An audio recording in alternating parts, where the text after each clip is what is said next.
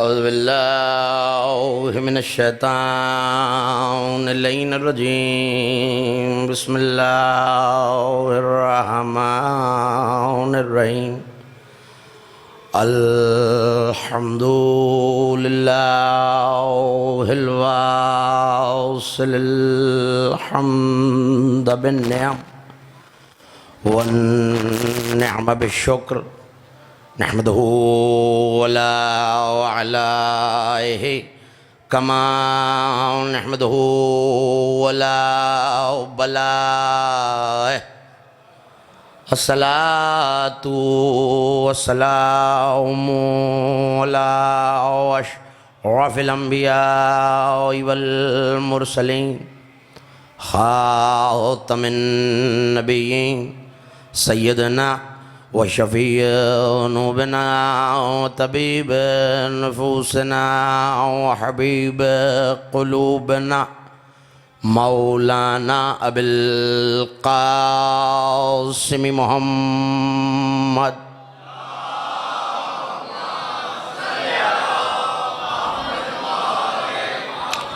وأهل بيته الطيبين الطاهرين المعصومين المظلومين الميامين الذين ذهب الله عنهم الرجس وطهرهم تطهيرا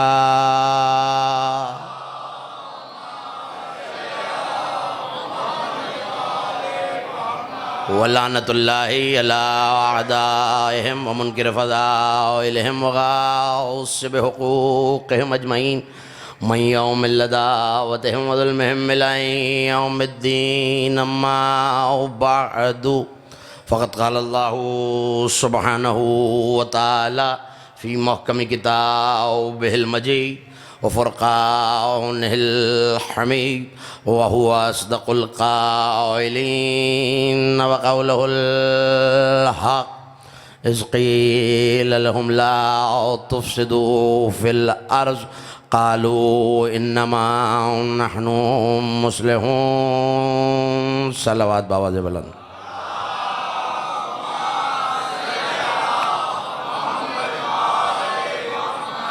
سب مل کے اس سے بلند اور بہتر انداز میں صلوات پڑھیے ایک مرتبہ اور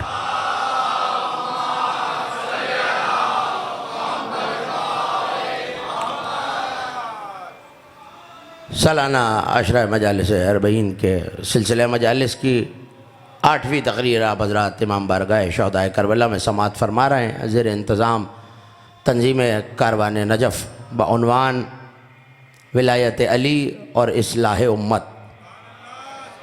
روزانہ کی طرح سب سے پہلے شکر ہے اس پروردگار کا جس نے ہمیں عزاداری کی اصلاح کرنے والوں میں سے نہیں بلکہ عزاداری سے اپنی اصلاح کرنے والوں میں قرار دیا۔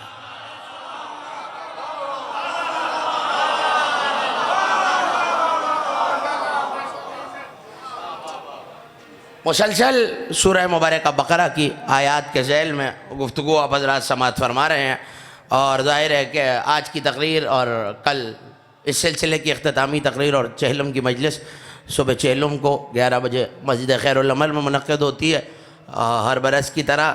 تو ظاہر ہے کہ میرے پاس 2 ہی دن ہیں، آج کی تقریر اور کل کی۔ اس موضوع کو کامل کرنے کے لیے جو کچھ اصلاح کے پیمانے میں، اصلاح کے زاویے میں، روشنی میں کہہ سکا وہ یقیناً قطرہ ہوگا، اور ولایت علی کے ذریعے جتنی اصلاح پروردگار نے ہمیں عطا کی ہے جو رہ جائے گا وہ کئی سمندر ہوں گے۔ لیکن ہر لمحے یہ قول معصوم، یہ زیارت کا فقرہ منشور بن کے نوجوان ذہنوں میں واضح رہنا چاہیے، دلوں پہ نقش رہنا چاہیے کہ اے آل محمد، ہماری کائنات میں جہاں فساد ہے اس کی اصلاح تمہاری ولایت کے ذریعے ہو۔ قرآن نے انبیاء کی اصلاح کا بھی ذکر کیا، سن چکے آپ، حضرت شعیب اصلاح کر رہے ہیں اور یہ کہہ رہے ہیں کہ دیکھو میں اپنی استطاعت کے مطابق اصلاح کر رہا ہوں۔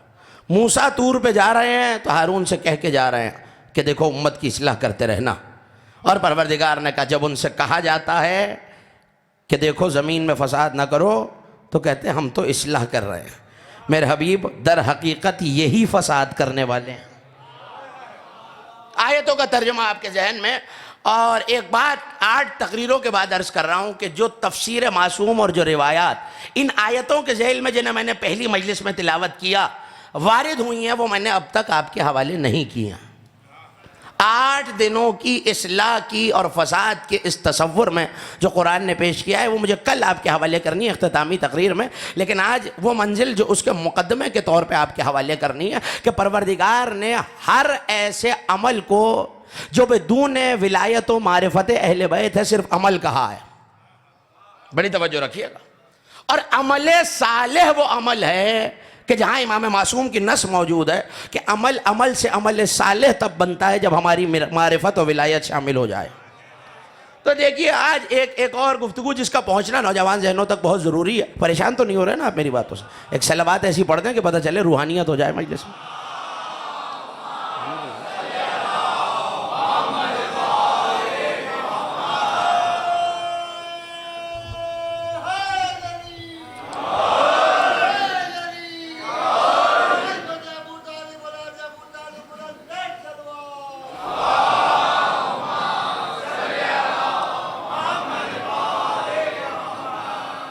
مجھے یقین ہے آپ اس سے بلند صلوات پڑھ سکتے ہیں۔ صلی اللہ علیہ وسلم۔ دیکھیے 10 سے زیادہ مقامات پہ کلام مجید میں وہ آیتیں رکھی ہوئی ہیں جہاں اللہ نے کہا من تابا وعمل صالحا واصلحا، جس نے توبہ کی اور اپنی اصلاح کی اور عمل صالح کیا۔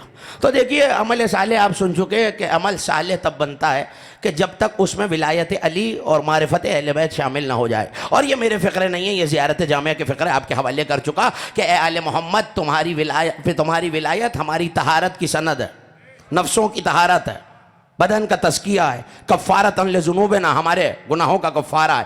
لیکن عمل ہو یا عمل صالح ہو، عمل کا بنیاد، عمل کی بنا ایک چیز پہ ہوتی ہے، اور اگر وہ نہ ہو تو نہ عمل بنتا ہے نہ عمل صالح بنتا ہے۔ آپ کہیں گے صاحب وہ کیا ہے؟ تو آپ بہت سنی ہوئی حدیث ہے آپ کی، انما الاعمال بالنیات۔ غور نہیں فرما رہے آپ؟ انما الاعمال بالنیات۔ دیکھیے میں ممبر سے کہہ رہا ہوں اور بڑی ذمہ داری سے کہہ رہا ہوں کہ یہ جو حدیث ہے یہ مکتب تشیع میں موجود ہے، لیکن یہ حدیث، اس کا اوریجن، اس کا آغاز، اس کا مصدر علماء اہل سنت کی کتابیں ہیں۔ یہ حدیث عالم اسلام سے مکتب تشیع میں آئی ہے کہ انما الاعمال بالنیات، ہمارے مفسرین نے بھی نقل کی لیکن وہیں سے آئی ہے۔ تو آپ کہیں گے صاحب کہ ہمارے مکتب کی حدیث کیا ہے؟ تو اب اگر اجازت دیں تو وہ حدیث بھی آپ کے حوالے کر دوں۔ انما الاعمال بالنیات، ہر عمل کا چاہے صالح عمل ہو چاہے سادہ عمل ہو، صرف عمل ہو یا عمل صالح ہو، اس کی بنیاد، اس کی بیس، اس کی بنا کھڑی ہوئی ہے نیت پر، قائم ہے نیت پر۔ یعنی اگر سلامتی نیت ہے تو عمل ہے، اور عمل ہے تو پھر معرفت اہل بیت کے ساتھ عمل صالح بنے گا۔ لیکن مکتب تشیع کی مقتدر کتابوں میں علل الشرائع سے لے کر بحار الانوار تک جو حدیث ہے وہ اس سے قریب المعنی آپ کے حوالے کر رہا ہوں۔ امام نے فرمایا نیت المومن خیر من عملہ، مومن کی نیت اس کے عمل سے بہتر ہوتی ہے۔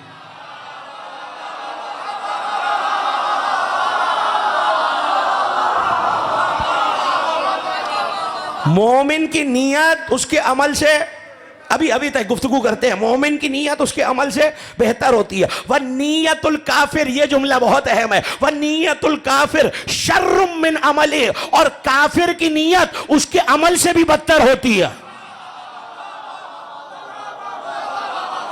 مجھے نہیں پتا آپ گھبرا کے کیوں سن رہے ہیں۔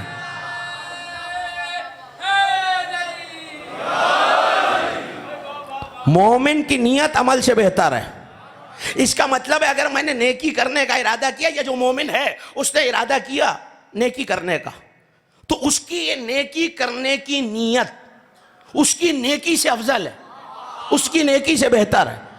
حدیث ہے اور کئی معصوموں کی حدیث ہے کہ نیت المومن خیر من عملہ، مومن کی نیت اس کے عمل سے افضل ہے، اس کے عمل سے بہتر ہے، اور کافر کی نیت اس کے عمل سے بھی بدتر ہے۔ یعنی وہ پہلے گناہ گار ہے لیکن جو نیت کی ہے اس پہ زیادہ گناہ ملا ہے۔ تو سوال یہ ہے کہ وجہ کیا ہے؟ یہ مومن کی نیت اس کے عمل سے بہتر کیوں ہے اور کافر کی نیت اس کے عمل سے بدتر کیوں ہے؟ تو جائیے برسہ برس تحقیق کیجئے، اس کے علاوہ کوئی اور جواب نہیں ملے گا، کیونکہ عمل کا دار و مدار نیت پہ ہوتا ہے اور نیت کا دار و مدار عقیدے پہ ہوتا ہے۔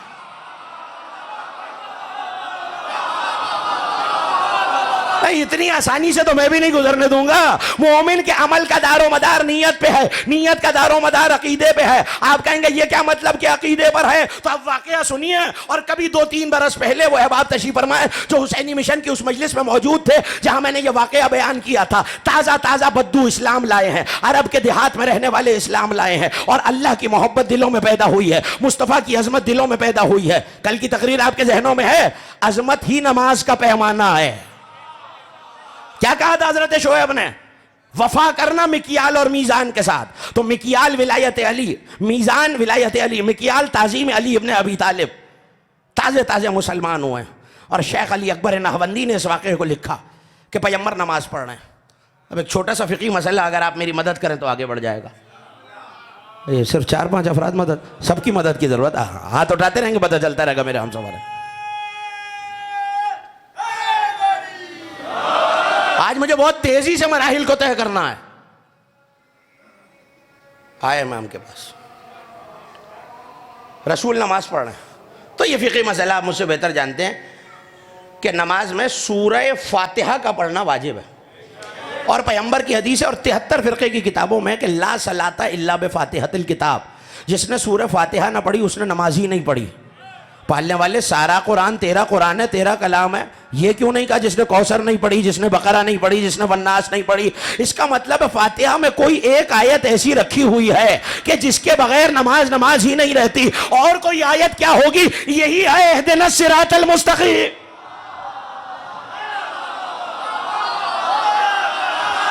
گھبرائے ہوئے تو نہیں ہے نا جو پیچھے تشریف فرما ہے؟ توجہ کرتے رہیے گا. کیا کہا؟ اہدنا الصراط المستقیم. تو کہا لا صلاۃ الا بفاتحۃ الکتاب. اچھا مسئلہ آپ مجھ سے بہتر جانتے ہیں, فاتحہ اختیار نہیں ہے, فاتحہ پڑھنی ہے, سورہ الحمد پڑھنی ہے, اس کے بعد آپ کو اختیار ہے. پیغمبر نماز پڑھا رہے ہیں, اور شیخ علی اکبر نہوندی نے انوار المواہب میں لکھا کہ پیغمبر نے نماز پڑھنی شروع کی, اور ایسے میں سورہ الحمد کے بعد وہ آیت پڑھی کہ جہاں فرعون کا قول اللہ نے نقل کیا ہے, قال فرعون انا ربکم الاعلی.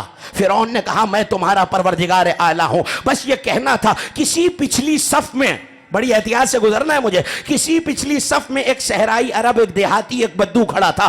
وہیں سے, میں ترجمہ نہیں کروں گا, وہیں سے پکار کے بلند آواز سے بالجہر نماز میں کہنے لگا کذب واللہ ابن الزانیہ.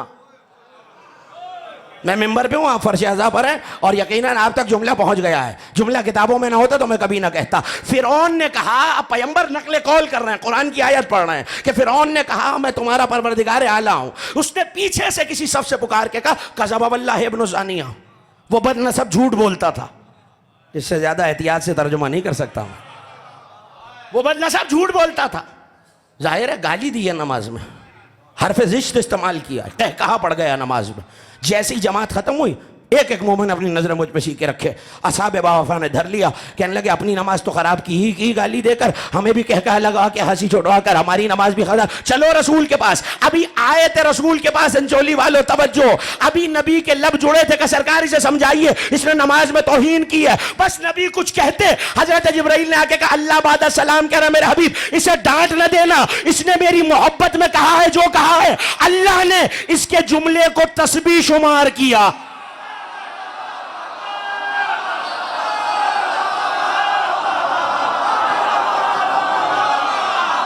اللہ نے اس کے جملے کو, توجہ, اللہ نے اس کے جملے کو, نہیں مجھے آپ کی آواز نہیں آ رہی, اللہ نے اس کے جملے کو تسبیح شمار کیا ہے. خدا کی محبت میں تبرہ کیا تھا.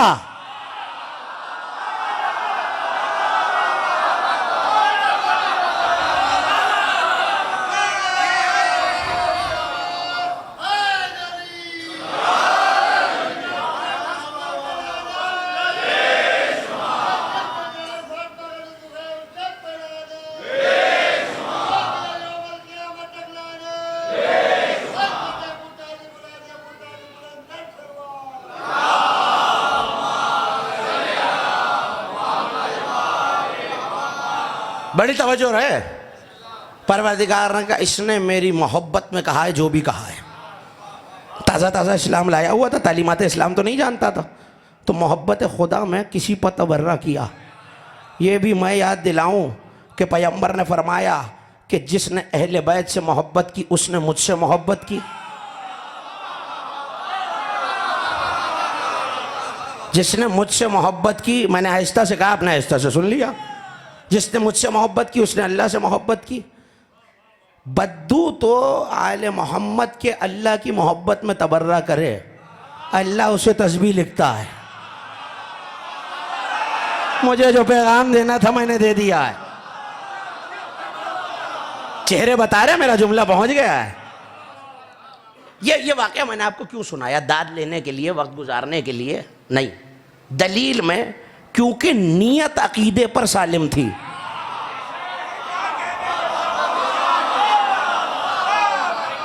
میں مسلسل عرض کر رہا ہوں، میری مجبوری یہی ہے کہ مجھے پڑھنے صرف فضائل آتے ہیں، توجہ کیجئے گا۔ تو نیت کی سلامتی شرط تھی، نیت کی بنیاد عقیدے پر۔ مومن کی نیت اس کے عمل سے بھی، یہ درمیان کا فاصلہ کم کر کے تھوڑا سا آپ آگے آ جائیے، صلوات پڑھیے بآواز بلند، تھوڑا سا آگے آ جائیے آپ۔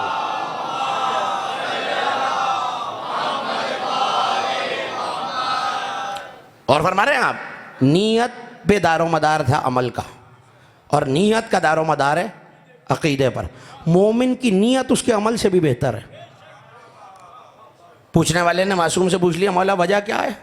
کہ مومن کے عمل میں ریا ہو سکتی ہے۔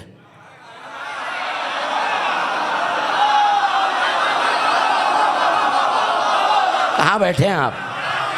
مومن کے عمل میں ریا ہو سکتی ہے، عقیدے میں نہیں، کیونکہ نیت عقیدے کی بنیاد پر ہے، اور عقیدے میں ریاکاری نہیں ہوتی، تو اللہ اسے جزا دے گا اس کی نیت کی بنیاد پر۔ تو اب کوئی ہم سے بحث نہ کرے کہ یہ چوک میں قمیض اتار کے جو ماتم کر رہے ہو یہ ریاکاری ہے، اگر ہے بھی اللہ نیت پہ جزا دے گا۔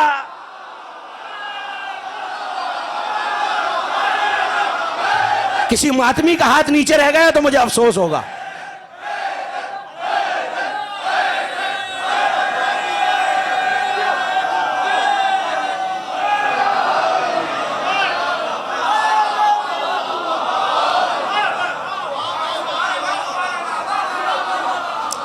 میں نے مان لیا، آپ کی بات نہیں کہ اپنی بات تو کر سکتا ہوں۔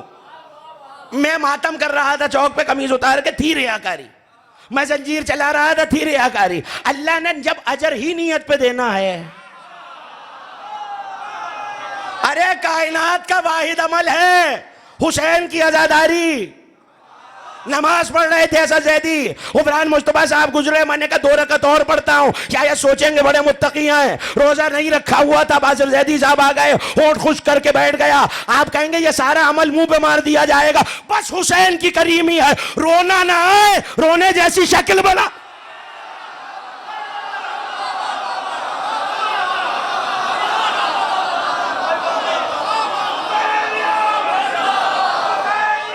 سب مل کے مولا کا نام لیں۔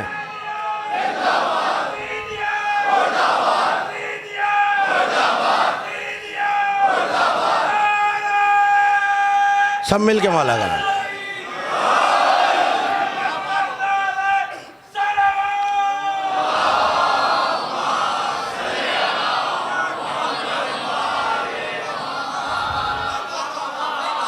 جملہ کہہ دوں اگر ناراض نہ ہو جائیں، ماتمی اپنی نیت کے بھروسے کھڑا ہے۔ آپ کسی کے عمل پہ تنقید کیجئے، نیت پہ تنقید نہیں کیجئے۔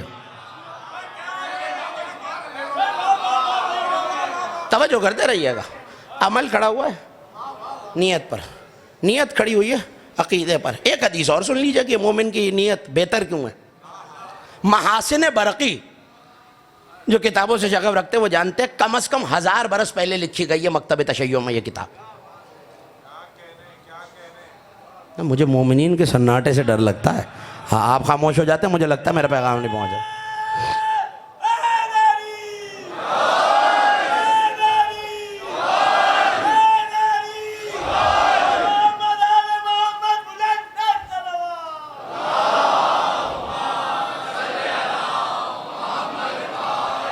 بڑی توجہ رکھیے گا، مجھے کسی منزل تک آپ کو لے کے جانا ہے۔ مومن کی نیت عمل سے بہتر، کافر کی نیت عمل سے بدتر۔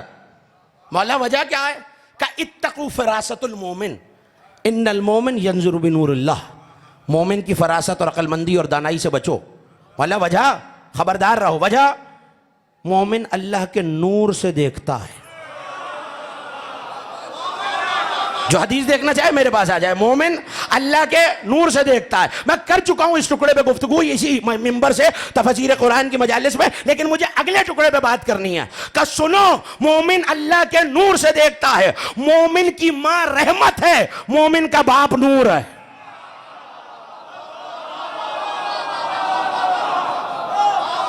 مجھے نہیں پتا جو دشت حیرت میں کھوئے ہوئے ہیں وہ کس لیے, اور جو داد دے رہے ہیں انہیں کیا سمجھ میں آ رہا ہے. مومن کی ماں نہیں آ رہی آپ کی آواز, رحمت. مومن کا باپ, میری طرف میں یہاں پڑھ رہا ہوں, مومن کی ماں, مومن کا باپ.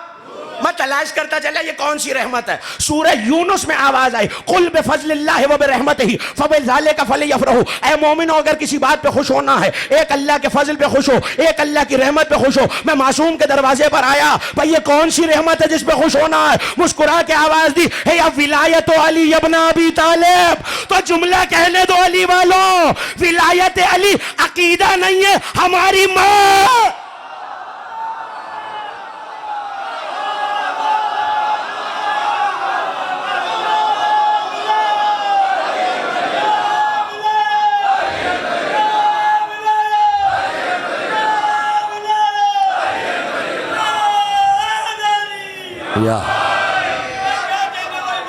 ولایت علی ہماری ماں ہے. اور یہ بتا دوں کہ اچھا بیٹا ماں کے دشمن سے کبھی محبت نہیں کر سکتا. بھائی جلدی جلدی جلدی جلدی, ہو گیا. توجہ توجہ, میری طرف دیکھتے رہیے. اچھا بیٹا ماں کے دشمن سے محبت نہیں کر سکتا. ولایت علی ہماری ماں ہے, ولایت علی ہماری ماں ہے. جملہ کہوں اگر آپ ناراض نہ ہو جائیں, مجھے نہیں پتا میری آواز کہاں تک پہنچ رہی ہے, لیکن اگر ولایت ہماری ماں ہے, جو اس ماں کو نہ مانے میں اس ماں کو کیسے مانوں.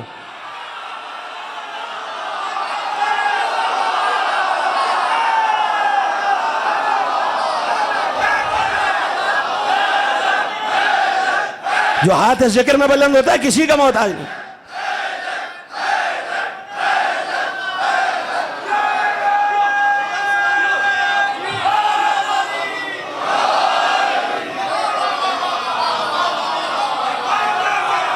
اچھا بھئی یہاں تک آیا ہوں تو پھر ایک کہا ہوا جملہ کہہ رہا ہوں اپنے مسلسل سننے والے احباب سے معذرت کر کے. ایک لفظ ہوتا ہے, ابھی شعر سن رہے تھے آپ زین اعظمی صاحب سے, زبان وہی بولتا ہے بچہ جو ماں بولتی ہے. اسی لیے آپ کی اور ہماری زبان کو مادری زبان کہا جاتا ہے, پدری زبان نہیں کہا جاتا. بچہ وہی لفظ سنتا ہے ماں سے, جو لفظ سنتا ہے وہی بولتا ہے. اگر ماں کی زبان صاف ہے تو بچے کی زبان صاف ہوگی. اگر ماں کی زبان خدا نخواستہ شستہ اور شائستہ نہیں ہے, اچھی نہیں ہے, تو بچے کی زبان صاف ہوگی. اس کا مطلب ہے کہ مومن کی زبان کا دار و مدار اس کی ماں کی زبان پر ہے, کیونکہ ماں سے سیکھا ہے تو بول رہا ہے. ابھی بھی سمجھ میں نہیں آیا کہ یہ بزرگ کیوں کہتے ہیں بچوں کو آج مجلسوں میں لے کے جاؤ, آج علی علی سنیں گے, کل علی علی کریں گے. تو بھائی ہم سے نہ کہو یہ علی علی مت کرو, جملہ ضائع نہ کرنا ان چولی والوں. ہم علی علی چھوڑ نہیں سکتے, علی علی ہماری مادری زبان ہے.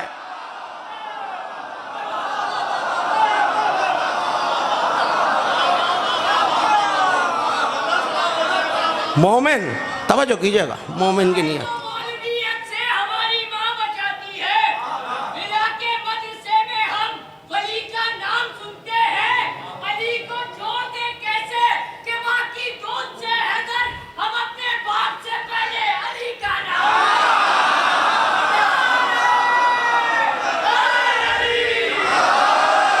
مولا آپ کے ذوق مودت کو سلامت رکھے. کس بیداری کے ساتھ جملے محفوظ کر رہے ہیں آپ, توجہ کیجئے گا, توجہ کیجئے گا. ولایت علی ہماری ماں ہے, علی علی ہماری مادری زبان ہے. مولا کہہ رہے ہیں مومن کی فراست سے خبردار, مومن کی ماں رحمت, مومن کا باپ نور. روکا کہاں میں نے آپ کو, عقیدے کی بنیاد کس پہ, نیت پر. عمل کی بنیاد نیت پہ, نیت کی بنیاد عقیدے پر. اس کا مطلب ہے اگر عقیدہ ہی ٹھیک نہ ہو تو نیت ہی چلی گئی. جب نیت چلی گئی تو اب عمل کتنا ہی پاکیزہ ہو. دعائے اعتقاد سمجھ میں آ رہی ہے, میں اپنے عمل پہ بھروسہ نہیں کرتا جب تک اس میں ولایت علی کا عقیدہ شامل نہ ہو جائے، معرفت اہل بیت نہ ہو جائے۔ اس کا مطلب ہے عمل کی بنیاد نیت کی بنیاد، دہرائے اس لیے رہا ہوں تاکہ نوجوان ذہنوں میں راسخ ہو جائے۔ نیت کی بنیاد عقیدہ۔ آنے والا آ گیا اور آ کے امام سے سوال کیا، مولا ایک بندہ وقت پہ نماز پڑھتا ہے، سارے روزے رکھتا ہے، ہر واجب ادا کرتا ہے، سارے مستحبات کا پابند ہے، جھوٹ کبھی نہیں بولتا، چغلی کبھی نہیں کرتا، زکوٰۃ بھی نصاب کے مطابق دیتا ہے، خمس بھی ادا کرتا ہے، سارے اعمال جو احکام الہی ہیں، ہر طاعت الہی کو بجا لاتا ہے، ہر معصیت الہی کو ترک کرتا ہے، لیکن مولا اس بات پہ وہ کنفیوز ہے، مشوش ہے کہ حق علی کے ساتھ ہے یا نہیں۔ اور یہ جو کرامات مولا علی کی بیان ہوتی ہیں، معجزات، علی نے خیبر اکھاڑ دیا، علی مدینے سے خیبر آ گئے، ان معجزات پہ اسے شک ہے۔ چوتھے امام سے سوال ہو رہا ہے، یہ تفسیر عسکری میں یہ روایت آپ کو مل جائے گی۔ سوال کیا کر رہا ہے؟ مولا نماز بھی وقت پہ پڑھتا ہے، روزہ بھی پورے رکھتا ہے، آج تک کوئی روزہ نہیں چھوڑا ہوا، کوئی غیبت نہیں کی ہوئی، کوئی گناہ نہیں کیا ہوا، ہر عمل صالح کرتا ہے، سارے اعمال بجا لاتا ہے، معصیت الہی کو ترک کرتا ہے، اطاعت الہی۔ اگر علی کے بارے میں عقیدہ پختہ نہیں ہے تو مولا عمل بچ جائیں گے؟ مولا نے جواب نہیں دیا، اور میں نوجوانوں کو پیغام دے رہا ہوں، کبھی بھی ایسے سوالوں کے جواب نہیں دینے چاہیے، سوال کے بدلے سوال کرنا چاہیے۔ اب یہ میرے بزرگ تشریف فرما ہے، تاریخ کا ایک کردار ہے مسیلمہ کذاب۔ اچھا جنہیں پتہ ہے انہیں پتہ ہے، جنہیں نہیں پتہ جائیے، شیعہ سنی کتابیں متفق ہیں۔ مسیلمہ کذاب وہ شخص ہے جس نے مصطفیٰ کے بعد دعوی نبوت کیا ہے، سرکار دو عالم کے بعد دعوی نبوت کیا ہے، اور جھوٹا دعویٰ ہے، پیغمبر کے اس دنیا سے پردہ فرمانے کے بعد اس نے نبوت کا دعویٰ کیا ہے۔ توجہ کرتے رہیے گا۔ امام نے پلٹ کے سوال کیا، یہ جتنے خصائل، جتنی عبادات تو نے بتائی ہیں، میں تجھ سے ایک سوال کرتا ہوں، ایک بندہ یہ سب کرتا ہے مگر یہ فیصلہ نہیں کر پا رہا کہ محمد حق پہ تھے کہ مسیلمہ؟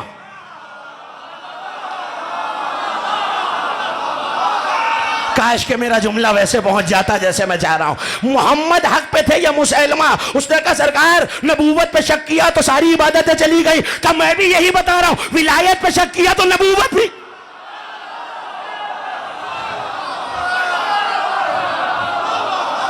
تو کہا نیت بڑی تیزی سے جاننا ہے مجھے، نیت کی سالمیت عقیدے پر ہے۔ اس کا مطلب ہے اگر عقیدے کی اصلاح ہو جائے گی، عمل کی اصلاح خود بخود ہو جائے گی۔ 8 دن سے یہی تو کر رہا ہوں۔ قرآن نے ہمیشہ اصلاح عقیدے کی اصلاح کو کہا ہے، عمل کی اصلاح کو نہیں۔ اگر نیت ٹھیک ہو گئی عمل ٹھیک ہو جائے گا، اور نیت ٹھیک ہونے کے لیے عقیدہ ٹھیک ہونا ضروری ہے۔ تو دیکھیے کیا کیا تھا اس بدو نے؟ عقیدہ یہ تھا کہ دشمن خدا سے نفرت کیا،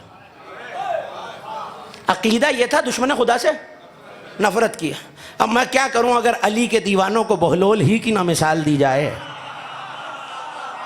ہاں جو دائیں بائیں دیکھ رہے ہیں ذرا فون چھوڑ کے میری طرف دیکھنے لگے، یہ جملے آپ تک پہنچیں گے تو پھر میرا مقدمہ آپ تک پہنچے گا کل کی تقریر کے لیے۔ بڑا مشہور واقعہ ہے، اور میں لطیفہ گوئی کا نہ عادی ہوں، ممبر سے آپ جانتے ہیں، اور نہ غیر مستند واقعات اور روایات پڑھنے کا عادی ہوں۔ علامہ بہرانی نے اپنے کشکول میں اس روایت کو لکھا ہے۔ بہلول کھڑے ہوئے ہیں حاکم عباسی کے دربار میں، اور کسی نے کھڑے ہو کے کہا عالم اسلام کی کسی بڑی شخصیت کے بارے میں کہ اگر فلاں صاحب کا ایمان ایک ترازو کے پلڑے میں رکھا جائے، میزان تو یاد ہے نا، اگر ترازو کے ایک پلڑے میں رکھا جائے اور پوری دنیا کا ایمان ترازو کے دوسرے پلڑے میں رکھا جائے، تو وہ جو عالم اسلام کی مقتدر شخصیت ہے ان کا ایمان بھاری ہوگا۔ بزم میں علی کا دیوانہ بہلول بھی تھا۔ اب آپ کی مرضی ہے، جیسے چاہے سن لیجیے، آپ کی خاموشی کی نظر کر دیا میں نے۔ علی کا دیوانہ بھی تھا، کہنے لگا یہ حدیث غلط ہے۔ اب جہاں ایسی حدیثیں گھڑی جائیں نا، میں 4-5 گواہ موجود ہو جاتے ہیں۔ ایک صاحب کھڑے ہو کے کہنے لگے میں نے اپنے اجداد سے سنا ہے، نبی نے فرمایا ہے۔ دوسرے کھڑے ہو کے کہنے لگے میں نے بھی سنا ہے، میں نے بھی سنا ہے، میں نے بھی سنا ہے۔ 5-7 گواہ ہو گئے۔ بہلول کی طرف حاکم نے دیکھا، بہلول یہ سب کہہ رہے ہیں حدیث ٹھیک ہے، تم کہہ رہے غلط ہو، ان کی مانو تمہاری مانو۔ جملہ بہلول کا حوالے آپ کے، اور اب جیسے دل چاہے سن لیجئے، اسے معیار بنا لیجئے کہ اہل بیت کے دشمن سے رویہ کیا رکھنا ہے۔ بہلول مسکرائے اور مسکرا کے کہنے لگے اچھا اگر حدیث ٹھیک ہے تو یقیناً ترازو خراب ہے۔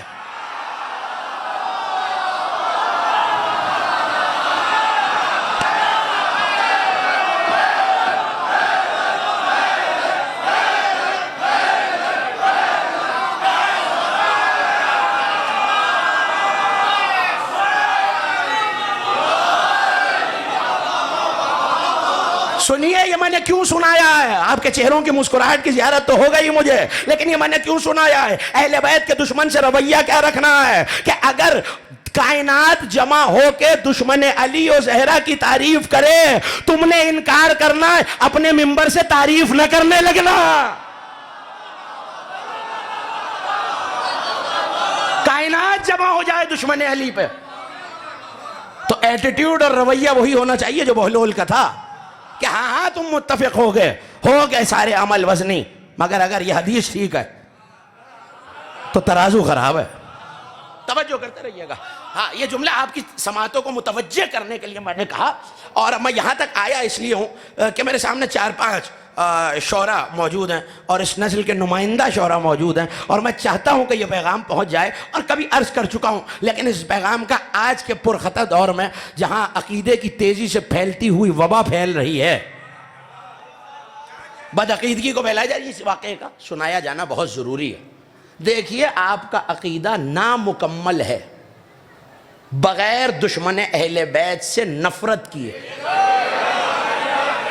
نہ آپ نے سنا, داد دی, ہاتھ اٹھائے, مسکرائے, میں واہ واہ کی. میں آپ کا شکوہ نہیں کر رہا, میں نے لفظ لعنت نہیں کہا ہے, میں نے برات بھی نہیں کہا ہے, میں نے نفرت کہا ہے.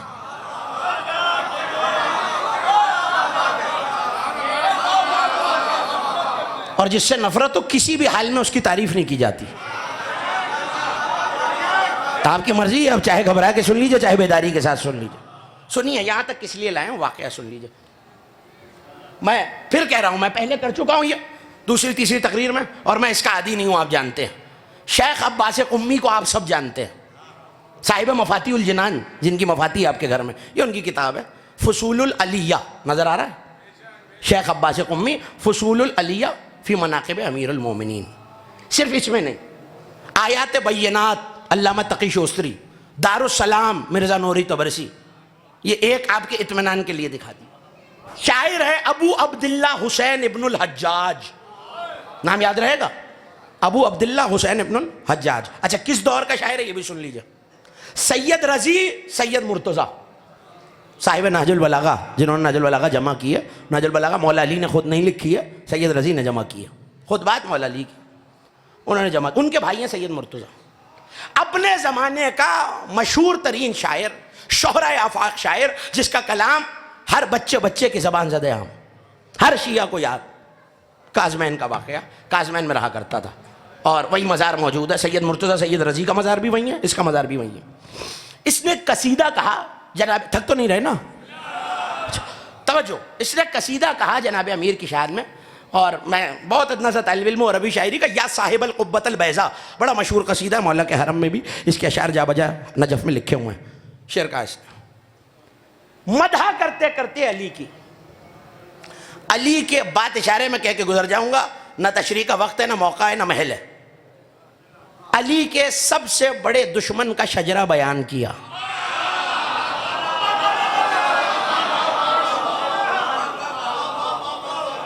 پڑھ میں رہا ہوں, گھبرا آپ رہے ہیں, یہاں سے میں مطمئن نہیں ہوں, خیریت ہے, ہاتھ اٹھاتے رہیں گے پتہ چلتا رہے گا. ہاں توجہ کرتے رہیے گا. علی کے دشمن کا شجرہ بیان کیا, وہ اشعار کتابوں میں چھپے ہوئے موجود ہیں, جا کے دیکھیے. میں نے ایک حوالہ تو آپ کو دکھا دیا, یہ عربی کا, اور آیات بینات فارسی زبان میں, تقی شوستری.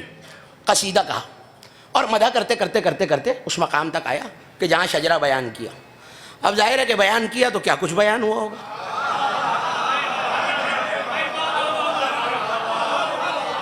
دشمن علی کے شجرے میں تو پھر کیا کچھ بیان ہوا ہوگا. تو وہ سب کچھ انہوں نے بیان کیا ہے, جو کچھ کیا جا سکتا تھا وہ بیان کیا. اس سے زیادہ احتیاط سے نہ مجھے پڑھنا ہے نہ آگے گزرنا ہے, بیان کیا شاعر کی صورت میں. تو سید مرتضیٰ اس دور کے نوابین اور بادشاہ کو لے کر علی کے حرم میں تشریف فرما ہے, اور کاظمین سے حسین بن عبد الحجاج آیا ہے اور مولا کے حرم میں آیا. تو ظاہر ہے اس دور کا مشہور ذاکر, اس دور کا مشہور قصیدہ خوان شاعر تھا. لوگوں نے اس کے ساتھ مل کے شعر پڑھنے شروع کیے. مولا کے حرم میں شعر گونج رہے ہیں.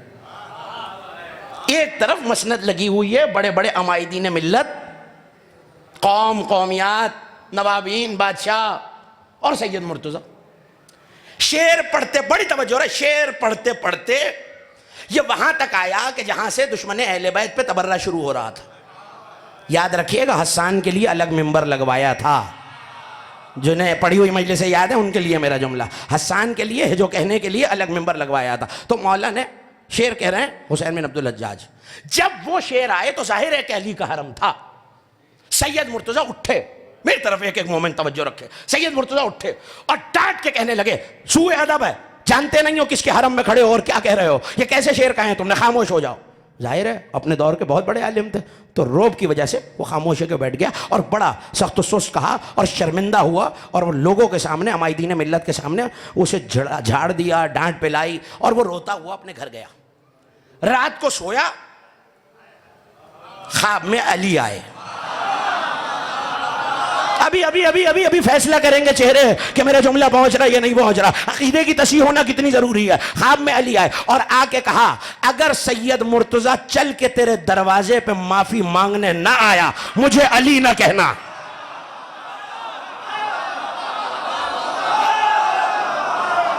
ابھی تو واقعے کا آغاز ہوا ہے.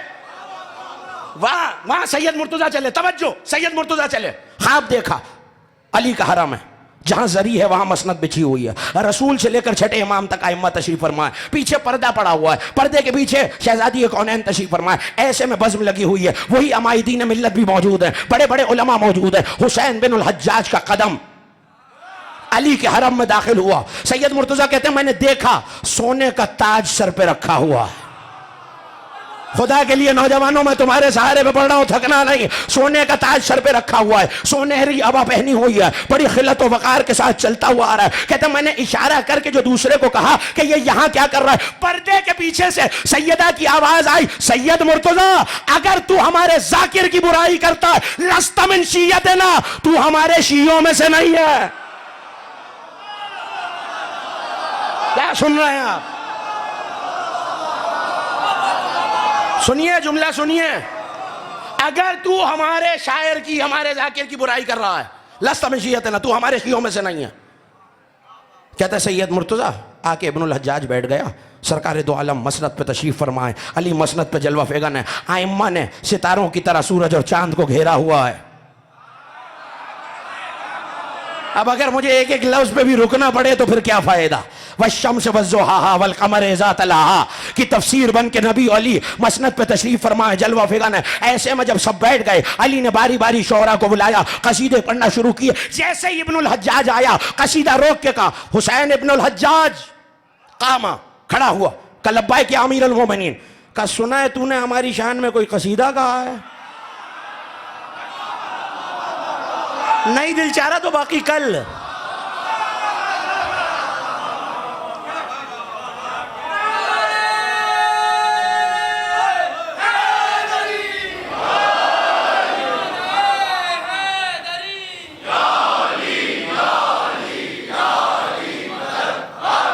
بڑی توجہ رکھیے گا, میں جس منزل تک آپ کو لے جانا چاہ رہا ہوں وہاں تک میرے ساتھ چلیے گا. حسین ابن الحجاج سنا ہے تو نے ہمارے لیے کوئی قصیدہ کہا ہے؟ کانپتے ہاتھوں کے ساتھ کہا اے میرے مولا, اے میرے آقا, قصیدہ کہا ہے. اب دیکھتے میری طرف رہیے گا, تند نگاہوں سے جلال کے عالم میں مولا سید مرتضی کو دیکھ رہے ہیں, گفتگو حسین ابن الحجاج سے کر رہے ہیں, دیکھ مرتضی کو رہے ہیں, اور دیکھ کے کہا سنا قصیدہ. جو منظر سننا جانتا ہے میرے ساتھ ہو جائے. علی نے کہا سنا قصیدہ, دیکھ سید مرتضی کو رہے, کہا سنا قصیدہ. فضائل کے شعر پڑھ کے وہ وہاں آ کے رک گیا جہاں تبرے کے شعر پہ سید مرتضی نے روکا تھا. علی رکے اور رک کے کہنے لگے رک کیوں گیا؟ کہا مولا, ایک مرتبہ مرتضی کی طرف دیکھا, علی نے سید مرتضی کو دیکھا, مسکرا کے کہنے لگے جن اشعار کی وجہ سے کہا ہے وہ تو سنا دے. مجھے جو پیغام دینا تھا میں نے دے دیا ہے, عشرہ ختم ہو گیا.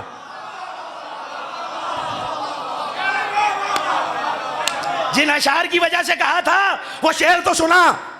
کپ کپا کے کانپتے ہاتھوں سے لرزتے قدموں سے کہنے لگا مولا صرف آپ نہیں ہیں, پردے کے پیچھے مجھے نہیں پتا کسے کس بات کا حل مل جائے گا. پردے کے پیچھے شہزادی تشریف فرمائے, مسکرا کے کہنے لگے کیا تو اپنی بیویوں پہ ہماری شہزادیوں کا قیاس کرتا ہے؟ اگلا جملہ ہر ماتمی کے حوالے, اور پلٹ کے کہنے لگے سن, جس کی برائی کر رہا ہے وہ اسی کا دشمن ہے.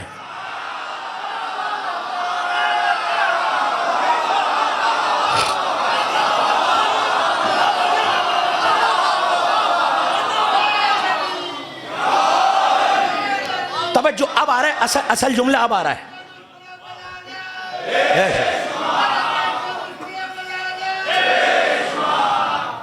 توجہ. ابھی جس بات کے لیے میں نے روایت پڑھی وہ ابھی تک نہیں آئی. پڑھوں نا؟ توجہ. کانپنے لگے سید مرتضیٰ. کتنا بڑا عالم، لاتعداد کتابیں لکھی ہیں سید مرتضیٰ نے. سید رضی کے بھائی، بہت مناقب میں بھی، فضائل میں بھی، فقہ میں بھی، احادیث میں بھی بہت کتابیں لکھی. بدن لرزنے لگا. اٹھے، خواب سے اٹھے اور مولا نے کہا جا ابن الحجاج کے دروازے پر جا کے دروازے پہ معافی مانگ. اور تحفتاً، اب یہ جملے اس میں نہیں ہے، دارالسلام میں یہ جملے موجود ہے جو اب پڑھ رہا ہوں، اور یہ میری دیانت ہے کہ میں آپ کے حوالے کر رہا ہوں. انہوں نے لکھا کہ جا ایک جاگیر کا ٹکڑا بھی لکھ کے لے کے جا اس کے نام. سنیے جملہ سنیے. جاگیر کا ایک ٹکڑا بھی لکھ کے لے کے جا. وہاں آئے پھر ابن الحجاج کے خواب میں. یہاں سے سید مرتضیٰ چلے. اب بات اشارے میں کہہ کے گزر جاؤں گا اور مجلس کامل ہو جائے گی. دروازے پر آئے، دق الباب کیا. سید مرتضیٰ سارا عراق جانتا تھا. دروازے پہ دق الباب ہوا. غلام یا کنیز دونوں میں سے کوئی آیا. کون ہے؟ کہ سید مرتضیٰ علم الہدا ہیں. کہ جاؤ بتاؤ. ابن الحجاج کو آ کے بتایا. مالک دروازے پہ سید مرتضیٰ ہیں. آواز دے کے ابن الحجاج نے کہا سرکار میری معذرت قبول کیجئے، میں دروازے پہ آپ کو استقبال کے لیے نہیں آ سکتا. سر جھکا کے کہنے لگے وجہ؟ کہ جس نے آپ کو بھیجا ہے اس نے خواب میں مجھے منع کیا ہے. مجلس ختم ہو گئی.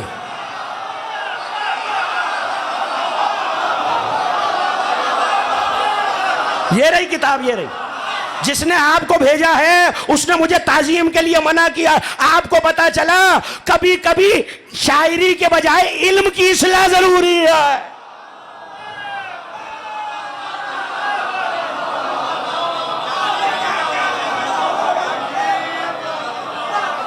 کہ جس نے آپ کو بھیجا ہے اس نے کہا خبردار مرتضیٰ کے استقبال میں دروازے پہ نہ جانا. آپ کو پتا چلا نہ مولا کو اپنے شاعر کی برائی پسند ہے، نہ مولا کو اپنے ماتمی کی توہین پسند ہے. ایسا نہ ہو امام زمانہ کے ایک جملہ کل کہا تھا، ایک آج سن لیجئے. ایسا نہ ہو امام زمانہ گردن سے پکڑ کے ایک ایک ماتمی کے دروازے پہ معافیاں منگوائے.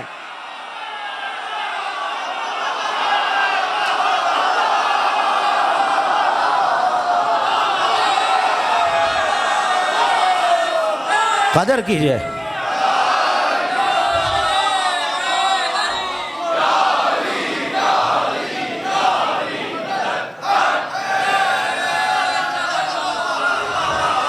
پڑھنا تھا مجھے بہت کچھ مگر وقت کم ظرف ہے. توجہ کیجئے گا. آگے گفتگو کروں گا امام بارگاہ بوتراب میں انشاءاللہ. بتصدقات آئے گرد پایا حجت اس کے بعد فوراً. توجہ کیجئے گا. مولا معافیاں مانگو. قدر کیجئے لوگوں کی، اپنے لوگوں کی. جو قول سنایا تھا اسلام کی تعریف میں دوسری مجلس میں، جنہیں مجلس یاد ہے، مولا نے کیا کہا تھا؟ ہماری محبت پر رہ کر گناہگار رہنا ہمارے دشمن کی محبت پر رہ کر عبادت گزار ہونے سے افضل ہے. یہ ماتمی عزادار جیسے بھی ہیں یہ آپ کے ہیں. مجھے معاف کیجئے گا مگر یہ مجھے جملہ کہنے دیجئے. علی کا چاہنے والا جتنا پست کیوں نہ ہو، یہ یاد رکھیے اس کے دل میں جو ہے وہ دشمن علی لاکھ پرہیزگار ہو جائے وہ عزادار کی پاؤں کی جوتی کے برابر نہیں ہے، وہ ماتمی کے پاؤں کی خاک کے برابر نہیں ہے. کتنا بڑا عبادت گزار، کتنا بڑا زاہد، کتنا بڑا عابد ہو. اور یہ یاد رکھیے یہ گناہوں کی ترغیب کے لیے نہیں کہہ رہا ہوں میں. پھر سن لیجئے علی نے کہا ہے کونوا لنا زینن ولا تکونوا علینا شینن. ہمارے لیے زینت بنو بدنمائی نہ بنو. تم میں سے جہنم میں کوئی نہیں جائے گا مگر ہمارے دشمن کو اپنے تقوی اور اطاعت سے اذیت پہنچاتے رہو. وہ تمہیں دیکھے نہیں. کیا مطلب ہے مولا کا؟ تقریر کر دی ہے میں نے. کیا مطلب ہے؟ تاکہ منکر تم پر اعتراض نہ کر سکے. تو میرے نوجوان دوست یاد رکھیں. لیکن اگر گناہگار ہے بھی کوئی ماتمی تو امام کی حدیث موجود ہے. کوئی عزادار، میں اپنی بات کر رہا ہوں، اگر میں گناہگار ہوں تو یہ کہا ہے اگر مچھر اور مکھی کے پر کے برابر بھی آنسو بہا ہے تو پہاڑوں کے برابر گناہ ہو. ہم جانے اور عزادار جانے. یہ عزادار کی ذمہ داری ہے کہ وہ اپنے کردار کو ایسا رکھے. لیکن اگر کوئی گناہ کرتے دیکھ رہے ہیں، جب اللہ ستار العیوب ہے، جن کے نقائص بیان کرنے ان کے نقائص بیان کیجئے، مومنوں کے نقائص نہیں بیان کیجئے، عزاداروں کے نقائص نہیں بیان کیجئے. یہ عزادار سیدہ کی تمنا ہے. دشمن کتنا بھی متقی ہو، بی بی نے بڑے سے بڑے پرہیزگار کے بارے میں یہ نہیں کہا ہے کہ جب تک یہ نہیں جائے گا میں جنت نہیں جاؤں گی. صرف یہ کہا ہے کہ جب تک میرے حسین کے عزادار نہیں جائیں گے فاطمہ زہرا جنت نہیں جائے گی. آپ کی آوازیں بلند ہو گئیں. پوچھا تھا کربلا سننے کے بعد، بابا جب یہ میرا حسین 3 دن کا پیاسا مارا جائے گا آپ ہوں گے؟ کہا نہیں فاطمہ ہم نہ ہوں گے. کہا بابا پھر علی ہوں گے؟ کہا نہیں سیدہ علی بھی نہیں ہوں گے. کہا بابا حسن تو ہوں گے؟ کہا نہیں حسن بھی گزر گئے ہوں گے. ماں تھی نا تڑپ کے. کہا بابا پھر میں ہوں گی؟ کہا نہیں آپ بھی نہ ہوں گی. سوال سنو گے ایک ماں کا. تڑپ کے پوچھا تھا بابا میرے بچے پہ روئے گا کون؟ یہ بلند آواز سے رونا اسی تمنا کا صلہ ہے.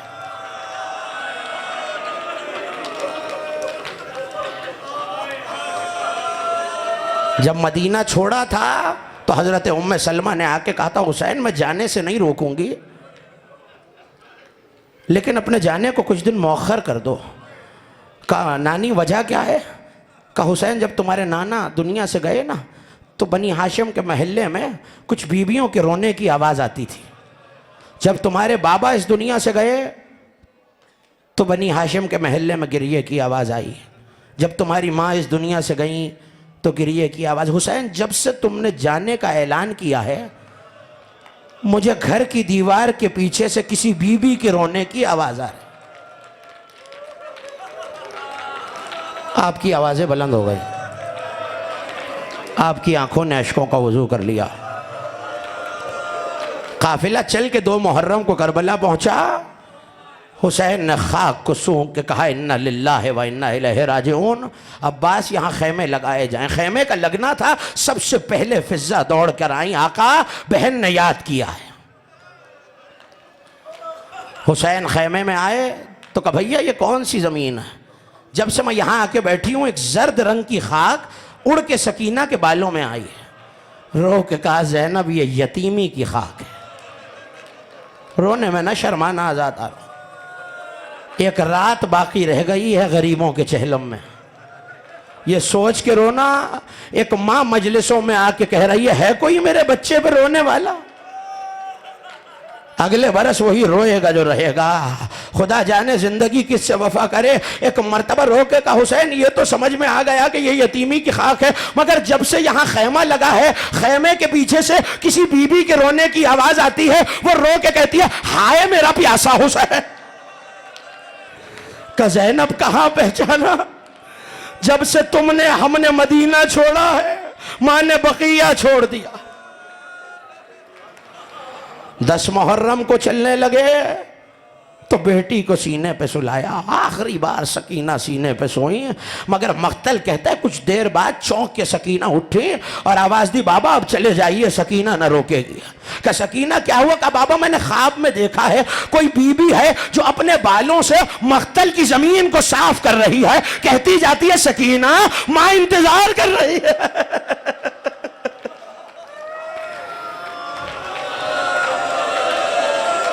بچی ناکے سے گری تو علی کی بیٹی نے دیکھا کہ ایسے ہمیں کسی بیوی نے آغوش میں لیا ہوا ہے. جا کے شہزادی نے کہا ہے بی بی اس غربت میں ہماری مدد کی اپنا نام بتا دے میں ماں زہرا سے تیری شفاعت کا وعدہ کرتی ہوں. بس بی بی نے نقاب کو الٹا کہ زینب ماں یہاں بھی ساتھ ہے.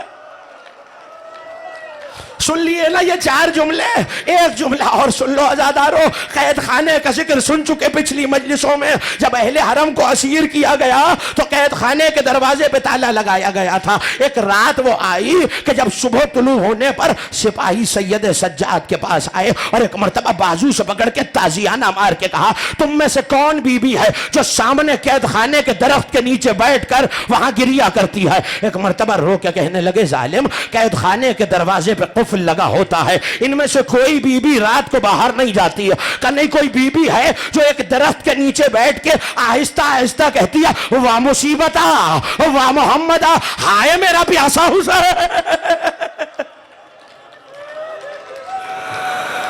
بیمار تڑپ گیا، کف بھی اماں یہ کہتے ہیں کوئی بی بی باہر جاتی ہے کہ سجاد ان سے کہو اب جب رات آئے تو ہمیں اس درخت کے پاس لے کے چلے۔ عزادارو رات ہوئی، ایک مرتبہ درخت کے پاس سے آہستہ آہستہ گریے کی آواز بلند ہوئی۔ دربان نے زندان کا دروازہ کھولا، زنجیروں بیڑیوں کو سنبھالے، علی کی بیٹی بیمار کے ساتھ چلی۔ اب جو آئی یہ وہ درخت تھا جس پہ ایک مرتبہ حسین کا سر باندھا گیا تھا، خون کے کچھ قطرے لگے ہوئے تھے۔ ایک بی بی تھی کالے برقعے والی، غلط سے لپٹ کے کہتی تھی ہائے میرا مظلوم ہائے میرا مظلوم لال، ہائے میرا پیاسا لال، ہائے میرا بھوکا لال۔ زینب نے شانہ ہلایا، اے بی بی تو کون ہے؟ پلٹ کے کہا زینب کہاں پہ جانا؟ فاطمہ اجرکم اللہ۔ میں دعا دے سکتا ہوں جو آنکھ اس غم میں رو رہی ہے خدا کبھی نہ رولائے، جو ہاتھ ماتم کر رہا ہے وہ کبھی کسی کا محتاج نہ۔ سن لیجئے، کل عرض کروں گا تفصیل چہلم کی اور صبح چہلم کی مجلس میں رہائی، لیکن اس وقت ایک واقعہ سن لیجئے۔ بہت کم پڑھتا ہوں ممبر سے۔ صاحب بحور الغمہ نے لکھا کہ ایسے میں شام کی عورتوں کو یہ پتہ چلا جب ہند قید خانے سے ہو کے چلی گئی کہ ایسے میں کچھ قیدی آئے ہیں جو بڑے نورانی ہیں۔ ایک مرتبہ ایک بی بی نے کھانا تیار کرایا، قیدیوں کے لیے کھانا لے کے چلی۔ اب جو آئی تو بڑی خوش آئی تھی، زندان کے دروازے تک بڑی بمسرت تھی، میں قیدیوں کو کھانا کھلاؤں گی، میری منت ہے یہ میری منت پوری ہو جائے۔ مگر جیسے ہی قید خانے میں داخل ہوئی ایک بیمار پہ نظر پڑی، گلے میں توق ہے، گردن جھکی ہوئی ہے، ہاتھوں میں ہتھکڑیاں ہیں، پیروں میں بیڑیاں ہیں، لہو بہ رہا ہے۔ ایک ایک بی بی پہ نظر ڈالی تو اب قدم لرزنے لگے، بالوں سے بیویوں نے پردہ بنایا ہوا ہے۔ قید خانہ اتنا مخدوش ہے کہ کبھی بھی دیوار گر جائے، چھت موجود نہیں ہے، دن میں دھوپ پڑتی ہے، رات میں اوس پڑتی ہے۔ ایک مرتبہ کھانے کو زمین پہ رکھا کہ تم ان بیویوں میں بڑی کون ہے؟ علی کی بیٹی کے قریب آئی، کہا اے بی بی میری ایک حاجت ہے۔ کہا اس غربت میں ہم کیا حاجت پوری کریں؟ کہا نہیں یہ کھانا میں لائی ہوں، میری منت ہے۔ پلٹ کے کہا اے بی بی خبردار ہم پہ صدقہ حرام ہے۔ رو کے کہنے لگی نہیں بی بی یہ صدقہ نہیں ہے، میری ایک منت ہے، یہ اس منت کا کھانا ہے، میں نے منت مانی تھی میں قیدیوں کو کھانا کھلاؤں گی اور یہ منت میرے آقا کی سلامتی کے لیے ہے، میرے آقا کی صحت کے لیے ہے، پروردگار اس کا سایہ مجھ پہ سلامت رکھے، میں ہر سال یہ منت پوری کرتی ہوں۔ ایک مرتبہ رو کے کہا بتا تیرا آقا کون ہے؟ کہا میں بچپن میں بہت بیمار تھی، مجھے لے جا کے رسول کے صحن خانہ میں لٹایا گیا، ایسے میں ایک 4 سال کا بچہ کھیلتا ہوا آیا۔ ماتم کرنا عزادارو، تمہارے ماتم پہ کوئی پابندی نہیں۔ آپ کے چھٹے امام سجدے میں سر رکھ کے کہا کرتے تھے پالنے والے ان چیخوں پہ رحمت نازل فرما جو ہمارے مصائب میں بلند۔ ایک ننھا سا شہزادہ آیا، چہرے سے نور نکل رہا تھا، اللہ کے نبی نے اس شہزادے کو آغوش میں اٹھایا، کہا حسین تم دعا کرو اللہ اسے صحت عطا کرے۔ مجھے صحت مل گئی، میں نے اس دن سے منت مانی تھی خدا میرے آقا حسین کا سایہ سلامت رکھے، میں ہر سال نظر دلاتی ہوں، منت مانتی ہوں۔ ایک مرتبہ علی کی بیٹی تڑپ گئی، کہا بی بی منت دلانا چھوڑ دے، تیرا آقا گھوڑوں کی ٹاپوں سے پامال ہو۔ کبھی بھی خدا کا خوف کر ایسے نہ کہے تم کون ہو؟ میرے آقا کی خیریت ہو۔ بالوں کو چہروں سے ہٹایا کہ میں اس حسین کی بہن زینب ہوں، یہ سید سجاد، ہاتھوں ہاتھوں میں ہتھکڑیاں، شام کے قصر میں حسین کا کٹا ہوا وَسَيَعْلَمَ الَّذِينَ ظَلَمُوا